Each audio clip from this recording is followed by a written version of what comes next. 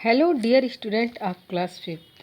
बच्चों, आज हम संस्कृत में तृतीय पाठ संज्ञा प्रकरणम पुल्लिंग शब्दा नामक पाठ का अध्ययन करेंगे।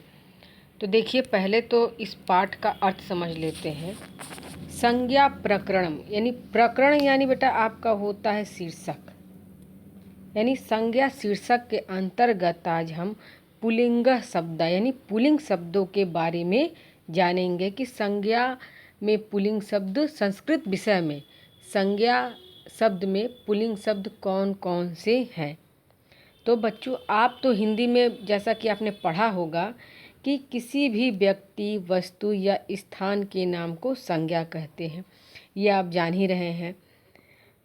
लेकिन बच्चों, संज्ञा को ना संस्कृत में 3 भागों में बांटा गया है।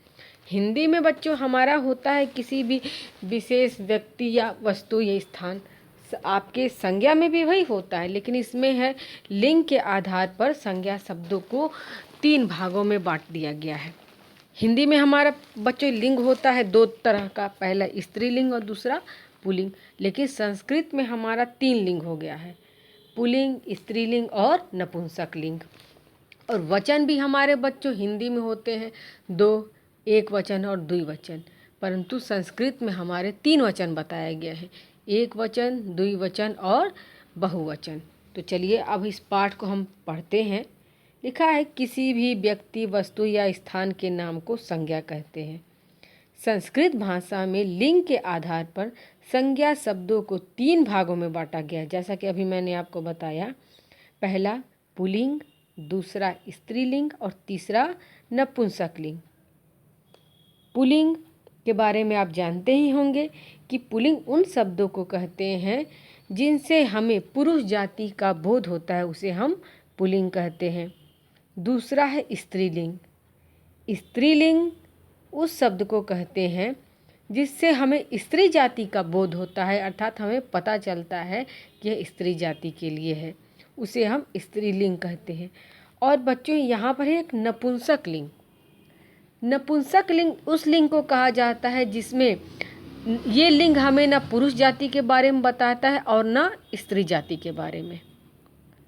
हिंदी में बच्चों आपको आपके शब्दों को क्रिया के अनुसार बांट दिया गया रहता है कि जिसमें रहा रही आता है उसे हम स्त्रीलिंग कहते हैं, और जिसमें रहा है रही रहा आता है उसे हम पुल्लिंग कहते हैं। लेकिन संस्कृत में संज्ञा शब्दों को बेटा 3 आधार पर बांटा जाता है। सजीव शब्दों को हम स्त्रीलिंग और पुल्लिंग में रखते हैं। सजीव का अर्थ होता है जिसमें प्राण होते हैं, स्त्री हुआ, पुरुष हुआ, जीव जंतु जानवर, इन सब को हम सजीव वस्तु कहते हैं। तो इसमें जो पुल्लिंग होता है, जैसे आपका बानर हुआ, बंदर हुआ, हाथी हुआ या मृगा हुआ, ये आपके पुल्लिंग शब्द हो जाते हैं। और स्त्रीलिंग में आपके पुष्प हुआ, लता हुआ, ये सब आपके, या नदी हुई, ये आपके स्त्रीलिंग में चले जाते हैं क्योंकि ये सब सजीव हैं। लेकिन जैसे जो निर्जीव वस्तुएं होती हैं, जैसे आपका हुआ कुर्सी हुआ, मेज हुआ, पंखा हुआ, जो स्वतः सांस नहीं ले सकती हैं, कुर्सी हुआ, मेज हुआ या ब्लैक बोर्ड हुआ, पेन हुआ, पेंसिल हुआ, कॉपी हुआ, ये सब आपकी निर्जीव वस्तुएं हैं। तो संस्कृत में इनको नपुंसक लिंग में रखा गया है। तो जिन वे निर्जीव वस्तुएं जो स्वतः कोई भी कार्य नहीं कर पाती हैं, उन्हें ही नपुंसक लिंग कहते हैं। उसी तरह बच्चों, संस्कृत में हमारे 3 लिंग होते हैं, बच्चों वचन भी 3 होते हैं।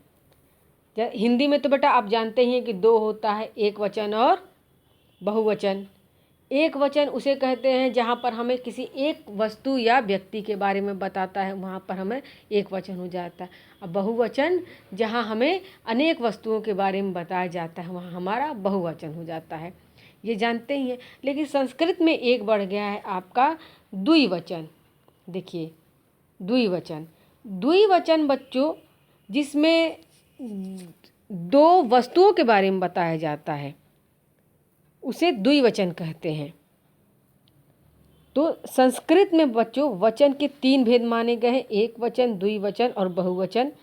तो एक वचन जिसमें हमें किसी एक वस्तु के बारे में पता चलता है या व्यक्ति के बारे में, द्विवचन जिसमें हमें सिर्फ दो के बारे में पता चलता है उसे हम द्विवचन कहते हैं, और बहुवचन जिसमें हमें अनेक संख्याओं के बारे में या अनेक व्यक्तियों के बारे में पता चलता है उसे हम कहते हैं बहुवचन।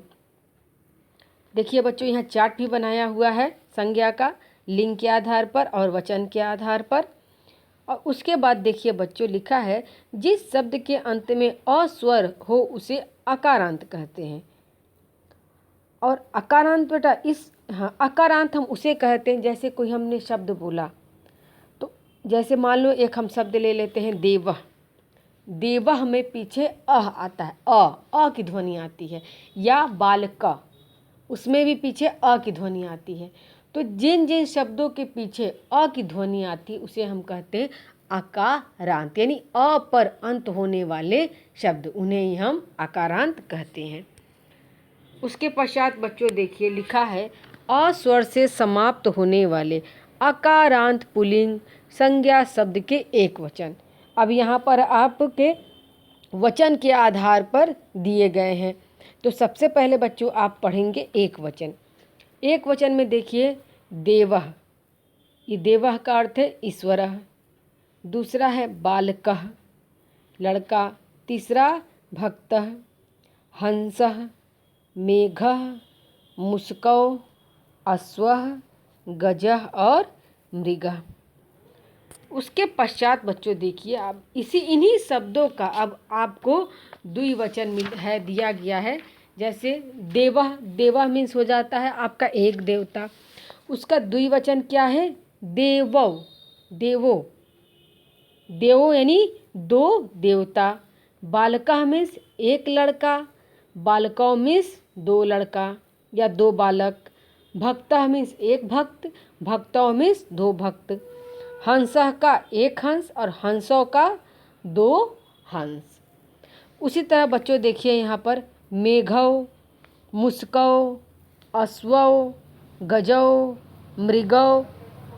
अब ये हो गया बच्चों आपका द्विवचन। देखिए इसमें आपके सिर्फ दो के बारे में बताया गया, इसलिए आपके ये द्विवचन पुल्लिंग के शब्द हुए। उसके पश्चात बच्चों देखिए आपका है अ स्वर से समाप्त होने वाले अकारांत पुल्लिंग शब्द बहुवचन के रूप में। एक वचन आपने देखा, द्विवचन आपने पढ़ा, और अब हम चलते हैं बहुवचन पर। बहुवचन में बेटा देखो, पहले द्विवचन में देखो यहाँ लिखा है देवो, तो देवो का बेटा बहुवचन हो जाएगा देवा। तो इसका रूप कैसे चलता है देवः, देवो, देवा। देवा यानी अनेक देवता, बालका मीन्स अनेक बालक, भक्ता यानी अनेक भक्त, हंसा अनेक हंस, मेघा अनेक मेघ, मुस्का अनेक चूहे, अश्वा अनेक घोड़े और गजा अनेक हाथी। अनेक बेटा अनेक आपके बहुवचन में आपके अनेक संख्याओं का, जैसे 3 भी हो सकते हैं, 3 से ज़्यादा। यहाँ केवल देखिए 4 के बारे में या 3 के बारे में दिया है, लेकिन आपका 8, 9, 10 भी इसकी संख्या बढ़ सकती है। तो गजा अनेक हाथी, मृगा अनेक हिरण। तो बच्चों ये हुआ आपके पुल्लिंग शब्दों के तीनों वचन के रूप दिए गए हैं, जैसे एक वचन, द्विवचन और बहुवचन के रूप। इसके पश्चात है बच्चों देखिए यहाँ पाठ से संबंधित कुछ शब्दार्थ हैं जिसमें शब्दों के अर्थ बताए गए हैं। पहला है सुकह, सुका का अर्थ है तोता, बकह का बगुला, कुकुटह का मुर्गा, कपोतः कबूतर, छात्रः विद्यार्थी, शिक्षकः अध्यापकः, नकुलः नेवला। तो बच्चों आज हमने इस पाठ में पढ़ा कि संस्कृत में 3 लिंग होते हैं। पहला कौन सा पुल्लिंग, दूसरा स्त्रीलिंग और तीसरा नपुंसक लिंग। और वचन कितने होते हैं? वचन भी 3 होते हैं। पहला एक वचन, दूसरा द्विवचन और तीसरा बहुवचन। तो बच्चों इसी के साथ यह पाठ समाप्त होता है।